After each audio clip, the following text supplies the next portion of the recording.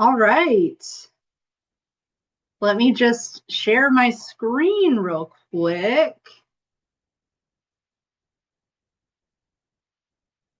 Okay, hold on. This worked earlier. Okay, great. It did work. Hey, everybody. My name is Tara Smith. Thanks so much for joining us virtually. I would love for this to feel as interactive as possible. It's hard because I can't really see everyone's faces. I have no idea how this is being received. So if you have a question, put it in the chat and Mara will very kindly interrupt me and share your questions so I can answer them, and this can feel hopefully interactive and fun. Okay, so first things first, who am I? Why am I talking? My name is Tara Smith. I am the Service Delivery Director of Wellness at the Manchester Family YMCA. I have a bunch of different certifications. They're all written right there. It's not interesting. It's just why I'm allowed to speak to you guys. But all of this began for me when I did my very first 10K like 20 years ago. Before that, I didn't understand why people exercised for anything other than like a sport. Not that I'm an athlete or play sports. I just didn't understand it. I went jogging with a roommate in college and we took 3 steps and I was like, what is this? Why would people do this? And then a couple years later, a friend encouraged me to sign up for the 10K. And so I did and started training in the cold because, as you guys know, it's cold when you start training for that. And that evolved into joining the Y as a member 17 years ago, falling in love with weightlifting and wanting to figure out how to serve other people and help them discover how they can feel better and move better and serve my community. And that's what brought me to where I am now. Okay, so my questions for you is, who are you and what brings you here? I would suggest grabbing a piece of paper and a pen because we're going to be taking notes. Are you an avid runner, occasional runner, or a walker? What motivates you? When have you felt most successful in your exercise regimen? And how can you set yourself up for success? And we are going to pause here for like a minute because I really want you guys to think about these questions, because knowing what it is that you are looking to do helps inform the choices you make as you move through your fitness journey. So we are just going to sit with these questions for just a little bit as I take a sip of water.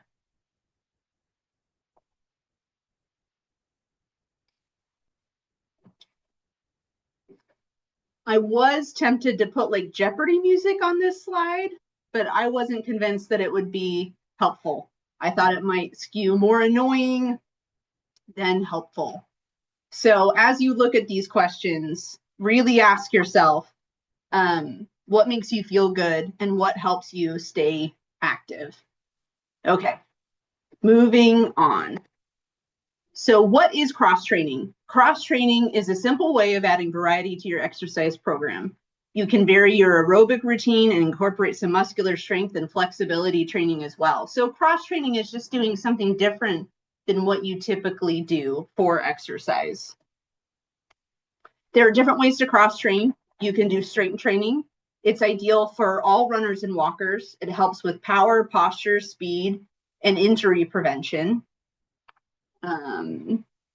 There are also other types of cardio. Cycling or spinning is ideal for aerobic fitness and challenging cardio with less impact.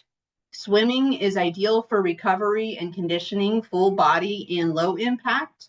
You can also use a rowing machine for full body power. It helps with strength and conditioning at the same time together. Yoga or mobility work is ideal for flexibility and stability, and it helps improve form and reduces injury risk. Okay, so gear is important. We don't always know that the weather is going to be perfect when we go outside, right? So make sure you layer appropriately. Do you have a rain jacket? Like, what is your gear situation? And then as far as shoes are super important. I'm pretty sure, almost positive, that there will be a time that you guys can go to Lucky Foot and have them evaluate your gait and help you find shoes that would work really well for you running wise. If you already have running shoes that you love or walking shoes that you love, that's great. When you're doing strength training, if you can, finding a shoe that has a wider toe box is helpful because you really want to use your whole foot when you're doing strength training. The kind of shoes you wear are important, but whatever shoe, like the important part is to do the exercise. So don't let not having the perfect gear stop you, but do try to find things that work for the activity you're doing. Okay. All workouts should start with a warm-up. You need to prepare your body for the work you're about to do. It's important to properly warm up your joints because it can help protect them. Using dynamic movements that mimic the activity you're about to do is helpful. I like to start people on just a piece of cardio equipment for about 5 minutes to get them warmed up, and then do some mobility work, like make sure your shoulder joints are nice and warm. Sorry, I can't not move. I'm like doing the movements in my office. Just really making sure that you are warmed up and ready to go. And then when you are doing strength training, it's a good idea to start with a smaller weight and warm up. That's the way that you warm up when you're doing strength training, is you do a lighter weight. As far as frequency and progression, oh, sorry. I'm doing, thank you. Frequency and progression, it depends on your goals in your body. You can start with a 20-minute workout and build the time. Are you more successful by yourself or with others? You can start with, like I said, shorter workouts and add time. Sports Backers has put together a suggested workout schedule for you. But try different things. Like, are you interested in group exercise classes? Do you prefer working out by yourself? These are all questions that you can explore. Strength training. Okay, I'm biased. This is my favorite. You can do strength training on your own, personal training. There are also group X classes that are strength workouts. You want to make sure that you focus on large muscle groups and small muscle groups. If you find that what you're doing isn't working for you, change it up and do something different. It's great to explore. I know you get some free visits with your 10K training team package, so making sure you utilize that and ask questions. Most All-Wise have machines. That's a great way to start with strength training, because it limits your range of motion, so you're less likely to hurt yourself on those machines. And the machines are set up in a way that you have a leg press, which is your total leg. You have a leg extension, which focuses on your quad, the front of your leg. A leg curl, which focuses on the hamstring, the back of your leg. A chest machine, a shoulder machine, a bicep machine. So you can kind of work your whole body with just those machines if you're not sure where to start. But feel free to ask questions and to explore. Like, strength training is so good for you. It helps build bone density, which is great. And it just helps you move better. I see all the time the difference in people's quality of life that make activity a priority and work to stay active and fit, and the people that don't. And it's a big difference. Cardio options. You can try a cardio group X class. You can add in some biking, rowing, or swimming. I would say, though, it's great to do different things, but start where you feel comfortable. Like, maybe you don't swim butterfly, but you do a water aerobics class. Just start small and then build. You can also, so full disclosure, I'm not a huge fan of cardio. It's hard for me. I know I do it, but it's not my favorite. So one of the things I like to do is I mix it up, and I'll do 10 minutes on the elliptical, 10 minutes on the rower, 10 minutes on a bike, 10 minutes on a treadmill. And that way I've gotten like a good amount of time in, but it hasn't stayed the same. And just for literacy's sake, the elliptical is the one where you put your feet and you, like, I'm doing the movement even though you can't see my feet. And then there's a recumbent bike, which is where you're seated, and an upright bike. So there's actually a lot of cardio options at the different branches. Don't forget about yoga. The Y offers a variety of yoga classes, and make sure you pay attention to the description, because there are different types of yoga. My favorite yoga class was at the Midlow Y. The instructor's not there anymore, but you guys, it was like an hour-long guided nap. And I didn't count it as a workout, but it was such a great restorative time. I absolutely loved it. Yoga can help address muscle imbalances and improve joint stability. And it can just be a really good way to center yourself and feel great. Make sure you get your rest. Your body needs a chance to rest and recover.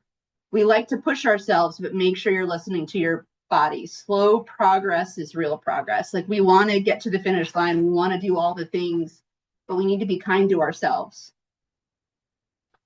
And along those same lines, your success is unique to you. Success is not one size fits all. I have an article that Mara is going to share for me in the chat about comparison.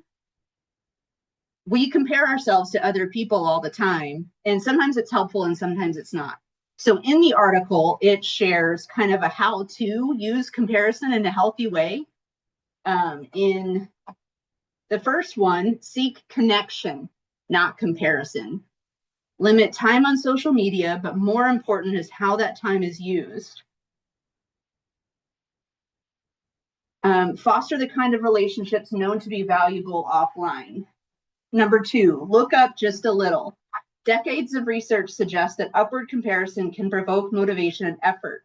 Children who compare themselves to peers who slightly outperform them have produced higher grades, for instance. Seeing that the path to improvement is attainable is key. You're better off comparing yourself to someone a rung or two above you than to someone at the very top of the ladder. 3, count your blessings. If you focus on the good things in your life, you're less likely to obsess about what you lack. You don't have to drink there's just a lot of things that we need to be grateful for, and keeping your focus on gratitude will help you.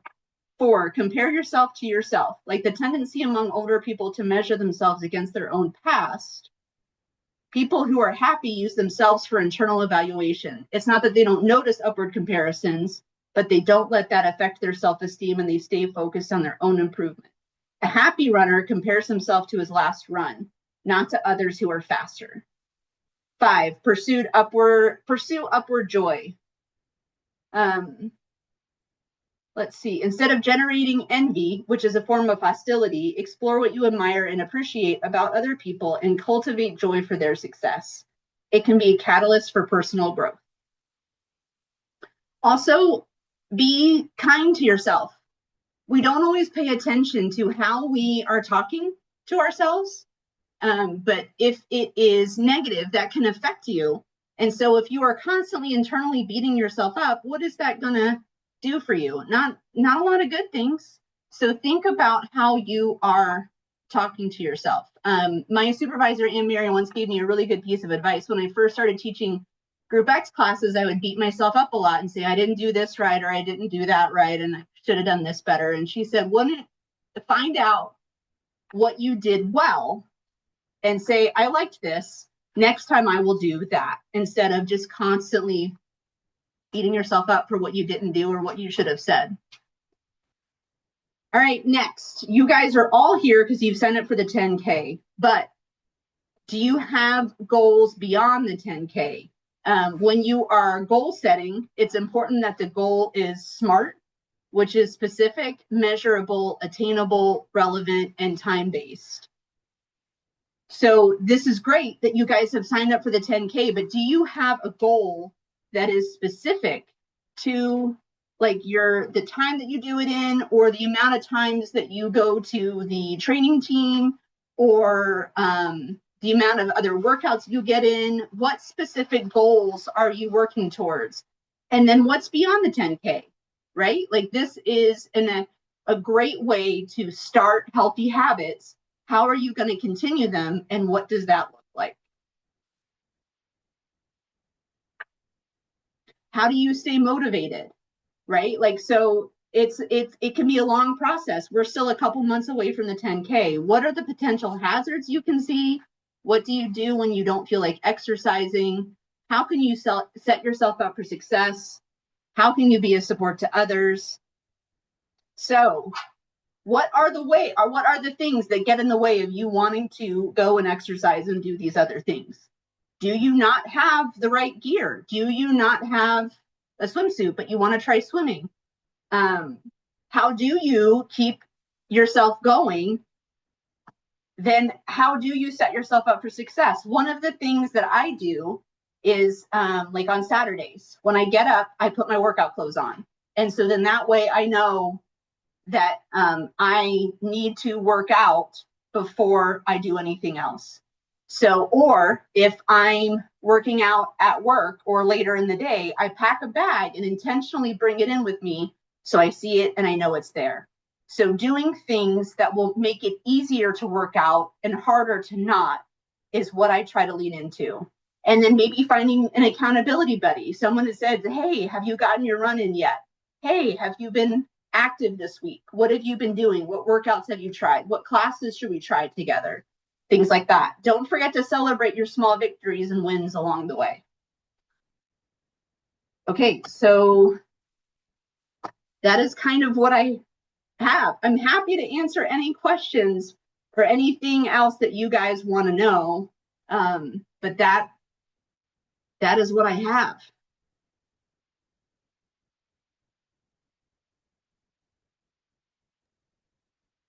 You're more than welcome to come off mute if you want to ask your questions.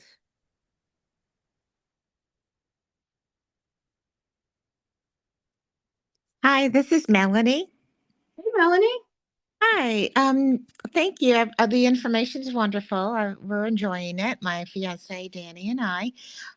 Could you talk to me or let us know about water? Like, how important is that before or after running? And what do you suggest to eat in the morning? Like, if you're not really hungry, just on your run days, on our practice hard days, Saturday mornings.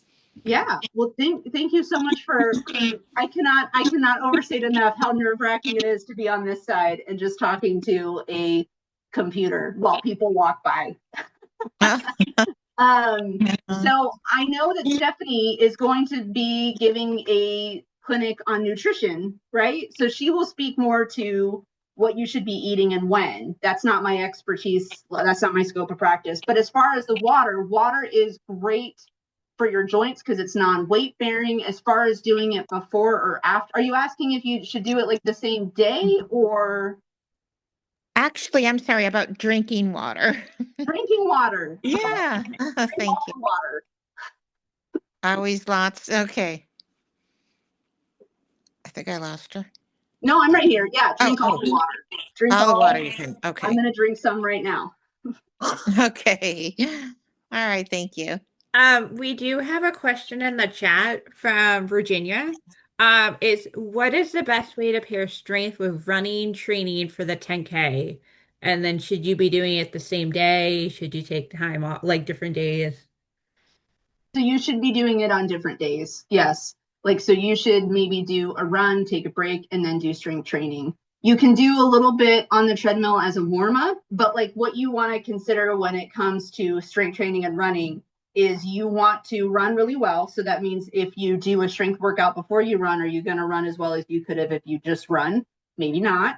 And then conversely, if you do a workout on a treadmill and then lift weights, are you going to be able to lift as heavy as you could have if you had not gone for a run first? So I would say I personally love 3 sets of things. So when you hear people talk about sets and reps is like 1, 2, 3, 4, 5, and then you might take a break, and then that is a set.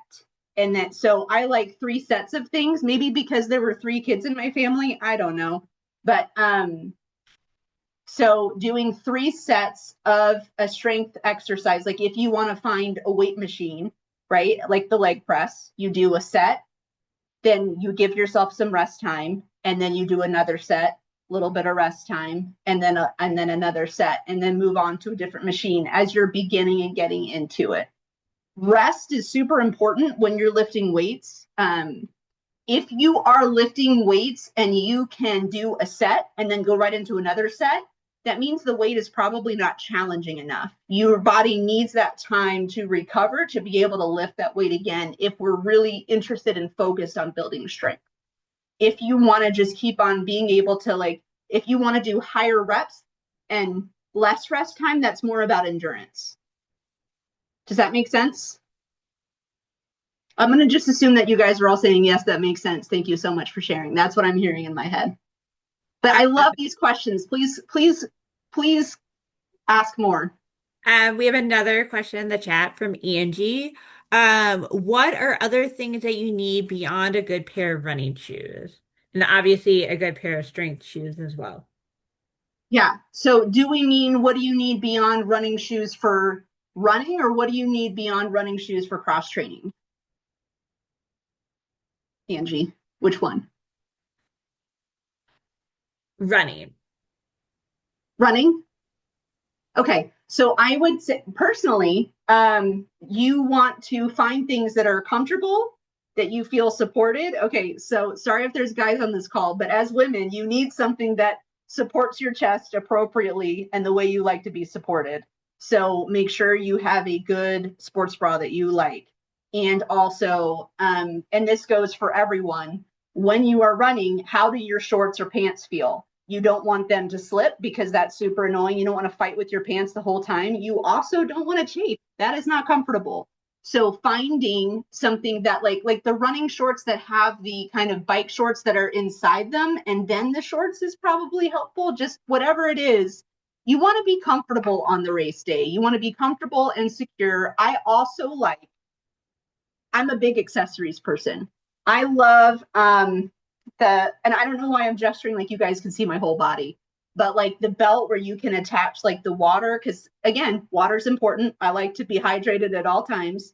And that way you can have your keys in there too. But yeah. And maybe a hat. Like, so that's it's just like, who are you as a runner? Do you love to have a hat on? Do hats drive you crazy? For me, headphones are a must. So I have to have my AirPods or headphones, or else I'm not doing anything. I am 100% a person that if I walk into the gym and I realize I don't have my headphones, I'm turning around and walking out. So that's one way you can set yourself up for success, is make sure you have all the things you need.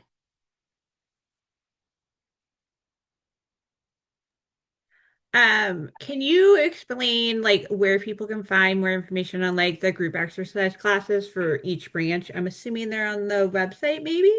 Absolutely. They are on the website. You can search by location, and on the website, it will also have descriptions of all of the classes. If anybody has questions about what a class is, I'm happy to talk about that as well. You want to look for like what kind of format it is you're looking for, because we have cardio and strength, like your Zumba Gold. That's going to be cardio. Your bar classes are strength classes.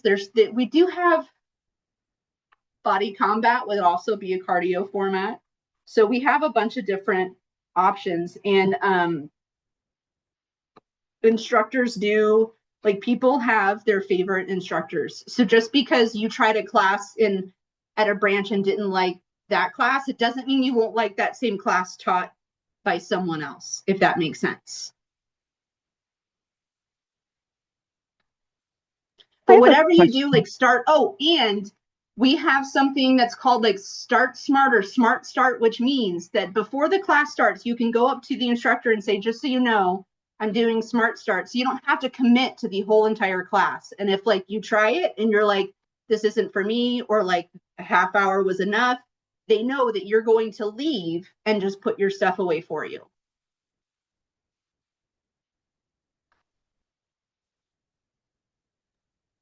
I think Melanie, did you have a question?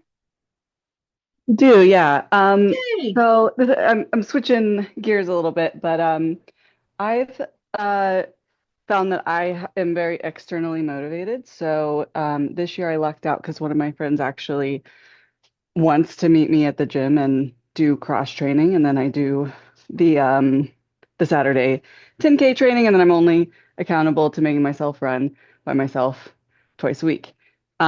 So I'm wondering, like, when the 10K tapers off, and if, my friend doesn't want to work out anymore, what are options?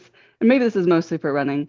What are options that you know about, like resources in the city, for running groups that actually cater to people who aren't super speedy. That's always been like I know like road runners goes, but they have some pretty lofty speed targets for some other groups. And so for YMCA and for sports backers, maybe you guys know of resources for accountability for running throughout the year. I can totally take that question. So a great resource, if you're on Facebook, there's a group called RVA Runners All Welcome, I believe is what it's called. There is a pinned post at the top that has running groups and walking groups throughout the city and like beyond throughout the area. And it's by where they are. They also are supposed to indicate their pace. So that way you can figure out what's closest to you and what, like, if morning works better for you or afternoon works better, like that type of thing. I highly recommend there. Also on the Richmond Road Runners website, they have a place for also for group runs. All of their races are also welcome to all speeds, same as sports backers. We have a 5K coming up, but we have various other things. So I think it's just finding the time that works best for you. Starting there and then figuring out what area of town also works best. But like on weekends, there are so many groups that do runs that meet throughout the area and then each have different days of the week. Yeah, I feel like I know someone who loves We Off the Couch. That's one that, yeah. And I personally, for me, I find that finding another race to sign up for is helpful.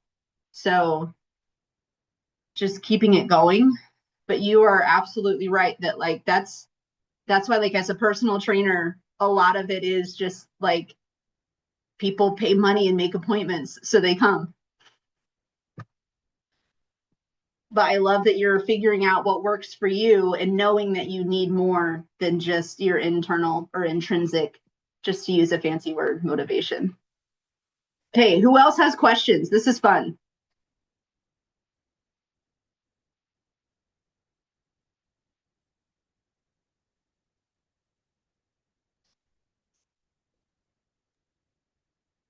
Any other questions?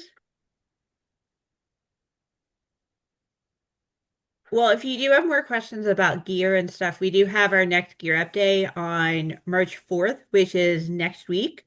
And that's at all three Fleet Feet locations throughout the area. They can help you find like the best shoes, if you need water belt, if you want nutrition. And then our next clinic will be the nutrition clinic on March 3rd. So you can do that and then go to Fleet Feet on March 4th.